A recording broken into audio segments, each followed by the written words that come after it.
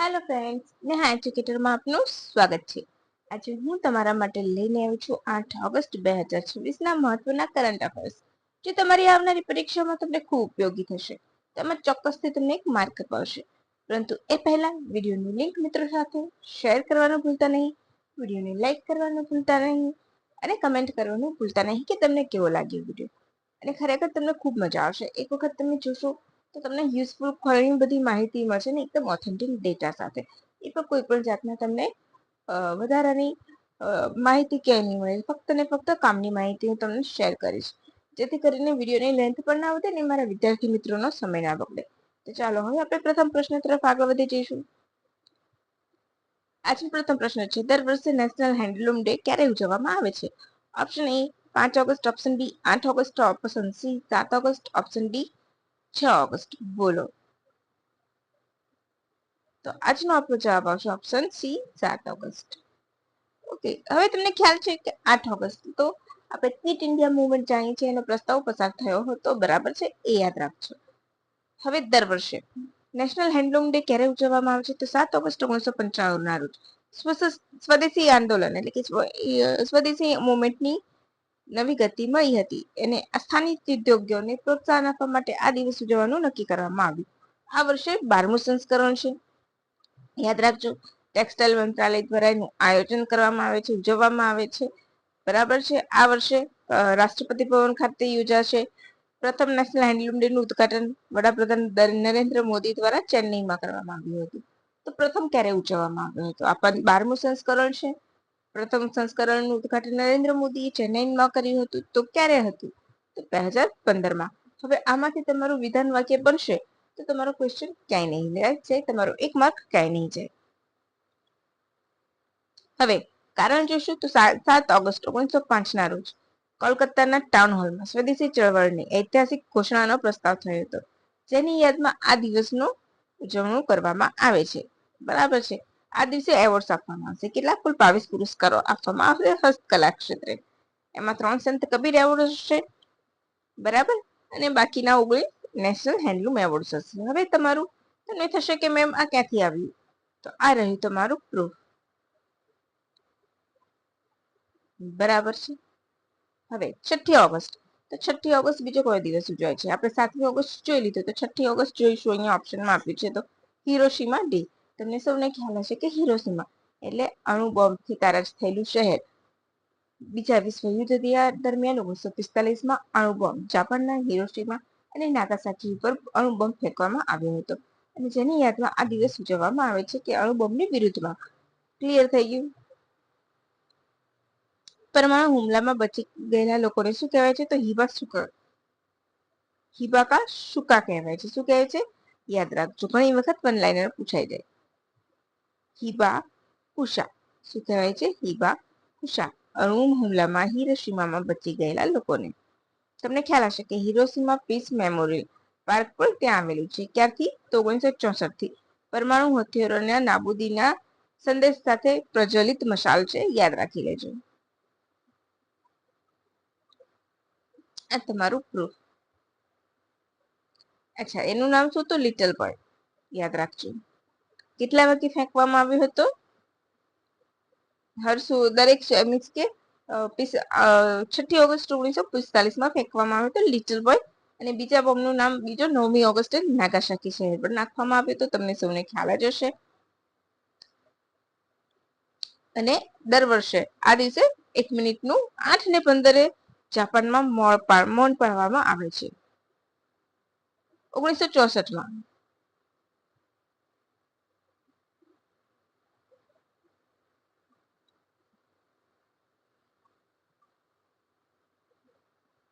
બરાબર, હિબાકુશા યાદ રાખજો. એ સિવાય 6 ઓગસ્ટ કેમ છે જાણીતી? તો WWW world wide web, right, એની સૌપ્રથમ જાહેર જનતા માટે 1991માં ઉપલબ્ધ કરવામાં આવ્યું હતું, એટલે અગત્યની તારીખ છે, બરાબર છે? એના શોધક કોણ હતા એ તમારે મને કહેવાનું છે, બરાબર છે? હવે સન એન્ડ WWW ટેકનોલોજી મુક્ત રોયલ્ટી ફ્રી બનાવવાની જાહેરાત 93માં થઈ હતી. ટીમ્સ બર્નલી એમણે શોધ્યું હતું, બરાબર છે? એના જનક કહેવાય છે. WWW વર્લ્ડ વાઇડ વેબની 3 ટેકનોલોજી કઈ છે? તો HTML વેબ પેજ બનાવવાનું ભાષા માધ્યમ છે. HTTP વેબ પર માહિતી ટ્રાન્સફર કરતો પ્રોટોકોલ છે. અને URL વેબ પરના સંસાધનનું સરનામું છે. આ તમારું પ્રૂફ. પછી આવશે 4મી ઓગસ્ટ. તો 4મી August national bond and joint day ઉજવવામાં આવે છે. યાદ રાખજો. તેની થીમ શું હતી? Preserve, protect and prosper. National bonds and joint day. Okay. પછી નેક્સ્ટ પ્રશ્ન તરફ આપણે આગળ વધી જઈશું. તાજેતરમાં સમાચારમાં આવેલ પ્રોજેક્ટ પ્રહરી અત્યારે હાલ ચર્ચામાં છે. જૂનું છે પણ ચર્ચામાં છે, એટલા માટે મેં અહીંયા લીધું છે. તેને સંબંધિત છે. એ પોલીસ કર્મચારીઓ માટે સાયબર સુરક્ષા તાલીમ, બી જેલના કર્મચારીઓ માટે માનસિક આરોગ્ય અને સ્થિતિસ્થાપકતા ક્ષમતા નિર્માણ, આદિવાસી વિસ્તારમાં આરોગ્ય જાગૃતિ અભિયાન કે સશસ્ત્ર દળો માટે આપત્તિ વ્યવસ્થાપન. તો અહીં આપણો જવાબ બી.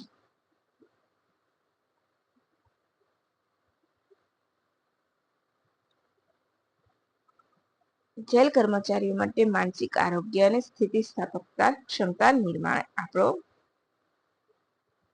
શું છે? જવાબ છે. ઓકે. પ્રહરી તો psychological risk assessment health awareness and resilience initiative પૂરું નામ છે. પૂરું નામ યાદ રાખજો. વિધાન વાક્યમાં 100% બની શકશે. એનું આયોજન ક્યાં કોણ કરશે? તો પ્રાદેશિક જેલ વ્યવસ્થાપન અને સંશોધન સંસ્થાન ભોપાલમાં 30 જેલ કર્મચારીઓને તાલીમ આપવામાં આવી છે. આયોજક કોણ હતું? તો ગ્લોબલ GCAU અને RR. મુખ્ય હેતુ શું છે? તો જેલના કર્મચારીઓની અભિરક્ષા હેઠળ વ્યક્તિના માનસિક આરોગ્યની જોખમોની ઓળખીને નિવારણ અને તેમના પુનર્વસનને મજબૂત બનાવવું. અત્યારે 30 લોકોને અંદર લીધા છે. તાજેતરમાં એનેલોગ પનીર પર પ્રતિબંધ કયા રાજ્યએ મૂક્યો છે? 2 રાજ્યએ મૂક્યો છે. પ્રથમ રાજ્ય નથી પૂછ્યું, હાલનું પૂછ્યું છે. તો option A Gujarat, option B Maharashtra, option C Tamil Nadu, option D એક પણ નહીં. અહીં આપણો જવાબ આવશે આપણું પ્યારું ગુજરાત. એનેલોગ પનીર એ પરંપરાગત દૂધથી બનેલું પનીર નથી હોતું. તેની જગ્યાએ દૂધની જગ્યાએ તેના સ્થાને વનસ્પતિ તેલ, ફેટ, સ્ટાર્ચ, પ્રોટીન બનાવી મિક્સ કરીને બનાવવામાં આવે છે. ઓગસ્ટ 2026 ના રોજ ગુજરાત સરકારે જાહેરાત કરી છે એનેલોગ ચીઝ, પનીર અને બટર પર પ્રતિબંધ મૂકવાની. જ્યારે મહારાષ્ટ્રમાં એપ્રિલથી લાગુ છે. ઓકે. અને આ પ્રતિબંધ આવનાર 1 વર્ષ સુધી એટલે કે 2027 મહારાષ્ટ્રમાં એપ્રિલ 27 અને ગુજરાતમાં ઓગસ્ટ 2027 સુધી ચાલુ રહેશે. ઘણી બધી ચર્ચાઓ પર એનાલોગ પનીર ઉપર પ્રતિબંધ મૂકવામાં આવ્યો છે. Next question. તાજેતરમાં CCEA દ્વારા કયા રાજ્યમાં 135.871 કરોડ લાંબા 4 લેન ગુવાહાટી તેજપુર કોરિડોરને મંજૂરી આપવામાં આવી છે? Option A Arunachal Pradesh, option B Assam, option C Meghalaya, option D Manipur. બોલો. તો અહીં આપણો જવાબ આવશે ઓપ્શન એ આસામ. અરે ઓપ્શન બી આસામ. આસામ આપણા ઓપ્શન બી માં છે. બરાબર. રાષ્ટ્રીય ધોરીમાર્ગ નંબર 15 પર આવેલું છે નેશનલ હાઈવે નંબર 15. કુલ લંબાઈ તો તમને ક્વેશ્ચનમાં આપે છે, તો પણ હું રિપીટ કરું છું 135.871. આ ક્વેશ્ચનને સ્ટાર કરી લેજો. આવા ક્વેશ્ચન પૂછાતા હોય છે કે અત્યારે હાલ કાનપુર એક્સપ્રેસ હાઈવે પણ ચર્ચામાં છે. કેમ તો ખાડા શું કોઈ ખાડામાં ભરાયેલા પાણીના લીધે પંખા મૂક્યા એટલા માટે, સુકવવા માટે.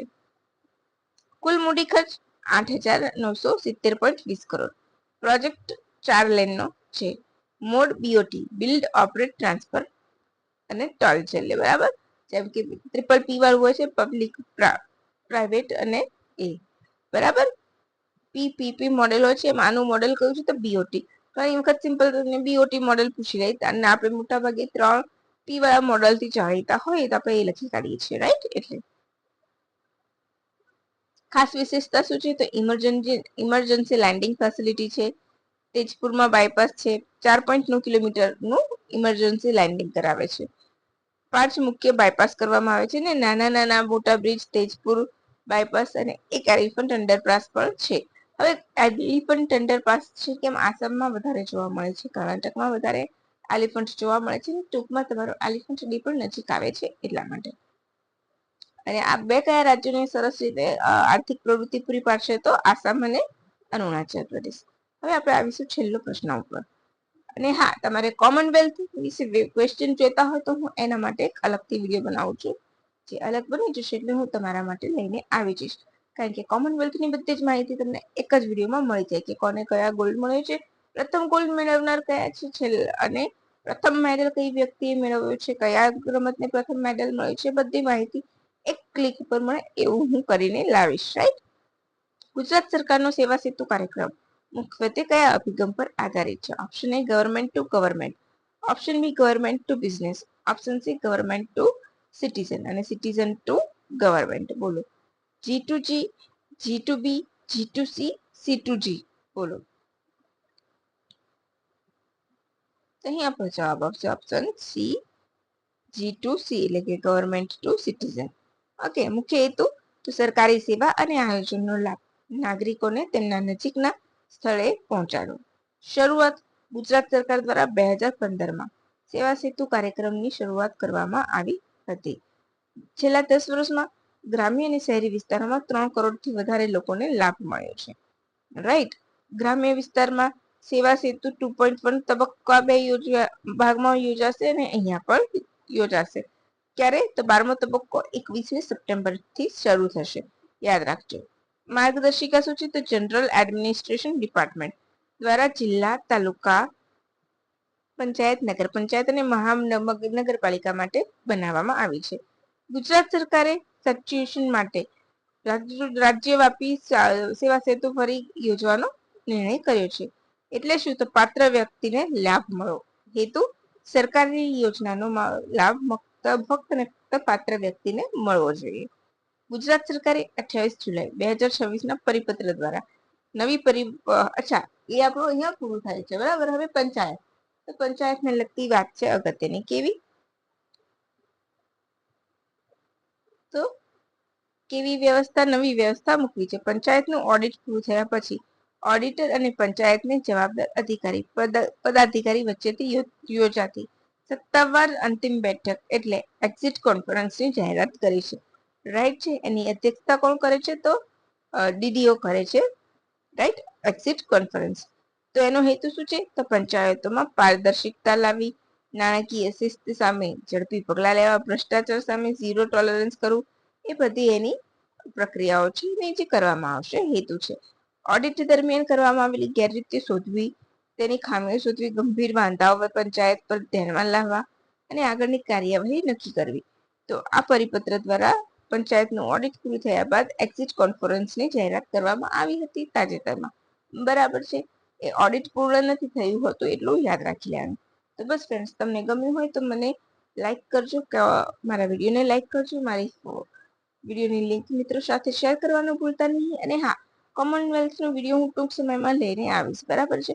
કે જેમાં તમને બધી જ માહિતી એક વિડીયોની ક્લિક પર મળી જશે. તો ચાલો ફ્રેન્ડ્સ, હવે રજા લઈશું. Thank you for watching my video. By friends.